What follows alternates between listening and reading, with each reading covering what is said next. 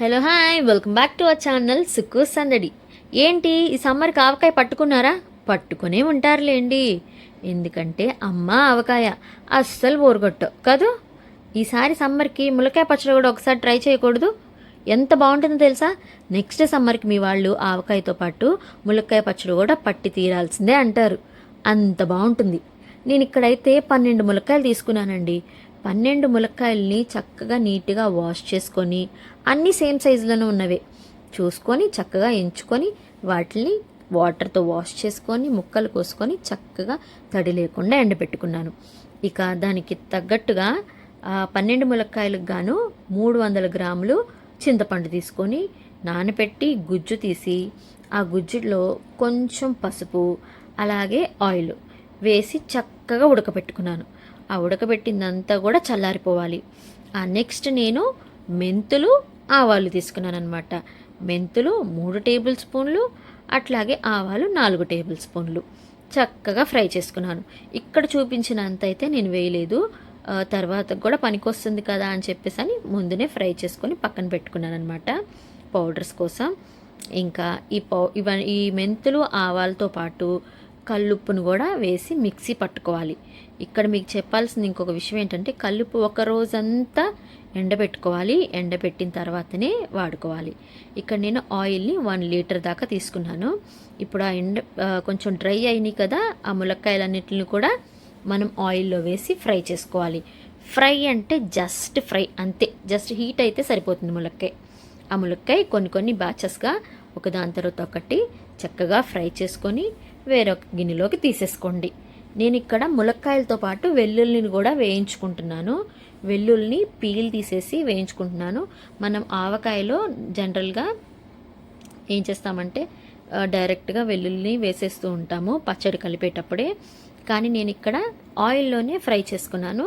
Just heat as like ములక్కాయనైతే ఎలా అయితే heat చేసుకొని పక్కన పెట్టుకున్నామో వెల్లుల్లిని కూడా సేమ్ అట్లానే హీట్ చేసుకొని అన్నీ పక్కన పెట్టేసుకోవాలి. పెట్టేసుకుని పౌడర్స్ ఉన్నాయి కదా, ఇప్పుడు మనం మెంతులు ఆవాలు ఫ్రై చేసుకున్నాం కదా, అందులో ఒక 3 కప్స్ దాకా నాకు కల్లుపు పట్టింది. అదంతా వేసి మిక్సీ పట్టుకున్నాను.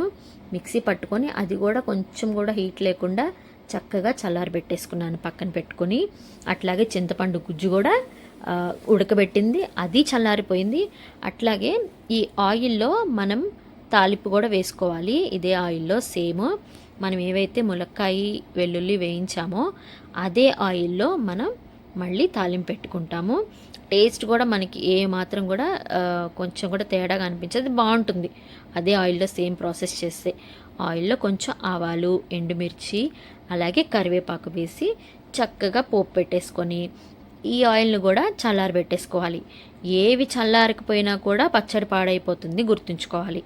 ఇక్కడ పౌడర్ని అంతా కూడా ములక్కాయ వెల్లుల్లికి పట్టించేస్తున్నాను. మొత్తం ముక్కలన్నిటికీ ఆ పౌడర్ అంతా పట్టేలాగా చూసుకోవాలి. నెక్స్ట్ కారం యాడ్ చేసుకున్నాను.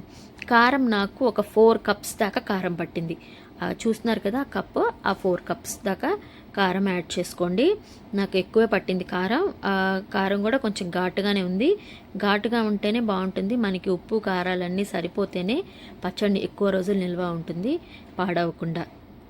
ఇంకా ఇవన్నీ ఫస్ట్ ఆయిల్ వేయకముందే కారము, మెంతు పిండి అలాగే ఆవపిండి, కల్లుప్పు అన్నీ చక్కగా ములక్కాయలన్నిటికీ పట్టే విధంగా కలుపుకోవాలి. కలిపిన తర్వాత చింతపండు గుజ్జు చల్లారిపోయి ఉంటుంది కదా, ఆ చింతపండు గుజ్జును కూడా కలిపేసుకొని అప్పుడు కలపంగానే మనకి తెలిసిపోతుంది, చక్కగా గ్రేవీ వచ్చేస్తుంది, చాలా బాగుంటుంది చూడడానికి. ఇంకా నెక్స్ట్ వెంటనే తాలింపు వేసేసుకుంటాము. మనం ఆల్రెడీ తాలింపు వేసుకొని పెట్టుకున్నాం కదా, అది చల్లారిపోయిన తర్వాత జస్ట్ కలిపేసుకోవడమే. ఆయిల్ అంతా చక్కగా కలిసిపోయేలాగా కలుపుకోండి. ఇప్పుడు మన ఆవకాయ లాగానే ఇక్కడ కూడా 3rd డే మళ్ళీ ఓపెన్ చేసుకొని ఆయిల్ కావాలంటే ఆయిల్, సాల్ట్ కావాలంటే సాల్ట్, లేకపోతే కారం తక్కువైతే కారం మళ్ళీ మనం యాడ్ చేసుకోవచ్చు, జస్ట్ యాజ్ లైక్ ఆవకాయ. ఓకేనా, నో ప్రాబ్లం. మనం ఒకవేళ కారం తగ్గిందనుకున్నా, ఉప్పు తగ్గిందనుకున్నా 3rd డే మళ్ళీ మనం యాడ్ చేసుకోవచ్చు. ఇంకా ములక్కాయ పచ్చడి చాలా బాగా వచ్చింది, మా వాళ్ళు చాలా బాగా మెచ్చుకున్నారు కూడా. నేను ఫస్ట్ టైం పట్టడం కూడా, ఎప్పుడు కూడా ఆవకాయ కూడా పట్టలేదు నేను, ఎప్పుడు ములక్కాయ పచ్చడి ఫస్ట్ పట్టడం. ఇట్లా నిల్వ పచ్చళ్ళు పట్టుకుంటే బయట కొనుక్కోవాల్సిన అవసరం ఉండదు. బయట వేరే ఆయిల్స్ యూస్ చేస్తారని డౌట్ కూడా ఉంటుంది కదా మనకి. మనీ సేవ్ అవుతుంది, అట్లాగే టేస్టీకి టేస్ట్ వస్తుంది. ఆహా ఏమి రుచి తినరామై మరచి రోజు తిన్నా మరి మోజే తీరనిది తాజా కూరలలో రాజా ఎవరంటే ఇంకా చెప్పాలా ములక్కాయేనండి. ఏంటి వంకాయ బదులు ములక్కాయ అనేసాను అనుకుంటున్నారా? ములక్కాయ పచ్చడి కదండి. ఆ మాత్రం ములక్కాయకి అయిపోతే ఏం బాగుంటుంది చెప్పండి. ఇంకేంటి మరి, సబ్స్క్రైబ్ చేశారా? చెయ్యండి. ములక్కాయ పచ్చడి మీకు ఖచ్చితంగా నచ్చుతుంది. ఒక్కసారి ట్రై చేయండి. ట్రై చేసి ఎలా వచ్చిందో నాకు కామెంట్ సెక్షన్లో తెలియజేయండి. అలాగే లైక్ కొట్టండి. సబ్స్క్రైబ్ చేయని వాళ్ళు సబ్స్క్రైబ్ చేసుకోండి.